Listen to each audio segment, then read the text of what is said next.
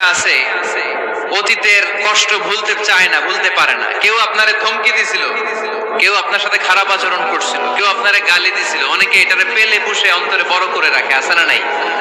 ভুলতে চায় না।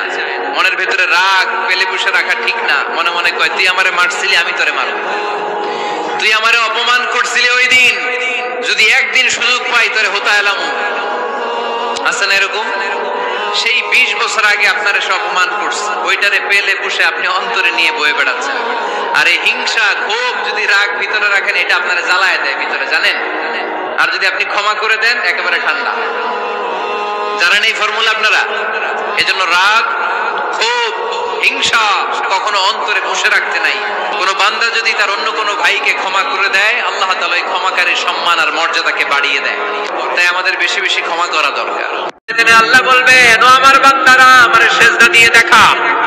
কারা কারা দুনিয়াতে সিজদা দিয়েছিলি, আজকে এই কিয়ামতের ময়দানে আমারে সিজদা দিয়ে দেখা। আমরা যারা দুনিয়ার বুকে সিজদা দিয়েছি, আমরা আল্লাহু আকবার বলে সিজদায় লুটিয়ে পড়ব, আলহামদুলিল্লাহ পড়েন। আর যারা দুনিয়ার বুকে সিজদা দেয় নাই, মসজিদে যায় নাই, সিজদাকারীদের সাথে আন্দোলন করে নাই, তারা সেদিন অনেক চেষ্টা করেও তাদের পিঠটারে বাঁকা করতে পারবে না। তাদের পিঠটারে সেই দিন লোহার মতো শক্ত করে দিবে কে? রাতে দোয়া করলে ওই দোয়া আল্লাহ ফিরায় না। লাইলাতুল কদর খায়রুম মিন আলফি শাহর।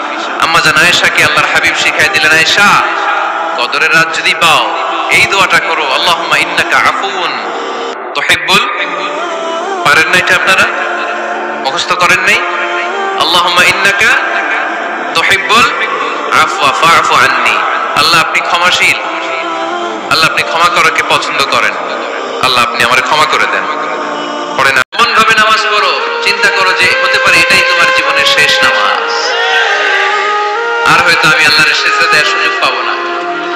আজকের মাহফিল শেষ করে আমরা বাসায় পৌঁছতে পারবো, কোনো গ্যারান্টি আছে আমার? আর 10 মিনিট হায়াত আছে আমার, কোনো গ্যারান্টি নাই। আর 2 মিনিট বাঁচবো, গ্যারান্টি আছে? শ্বাস যেটা নিলাম এটা ফেলতে পারবো, গ্যারান্টি আছে? মুসল্লায় যে দাঁড়াইলেন, নামাজ যে পড়লেন, এরপরে আরেকবার নামাজের সুযোগ পাবেন, গ্যারান্টি আছে? তো তাহলে প্রত্যেক নামাজের সময় মুসল্লায় দাঁড়িয়ে আমরা এটা ভাবি না কেন যে এটাই হতে পারে আমার শেষ নামাজ? This could be my final সালাহ, হতে পারে এটাই আমার শেষ নামাজ।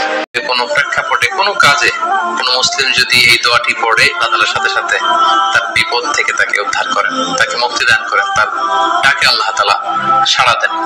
তাই আমরা আমাদের চলতি পথে জীবনে যখনই আমরা বিপদের সম্মুখীন হব, যখনই কোনো ক্রাইসিস মোমেন্টে পড়বো, আমরা যেন সাইয়েদনা ইউনূস আলাইহিস সালামের দোয়াটি পড়ি, যেটা আমরা দোয়া ইউনূস হিসেবে সবাই চিনে থাকি, লা ইলাহা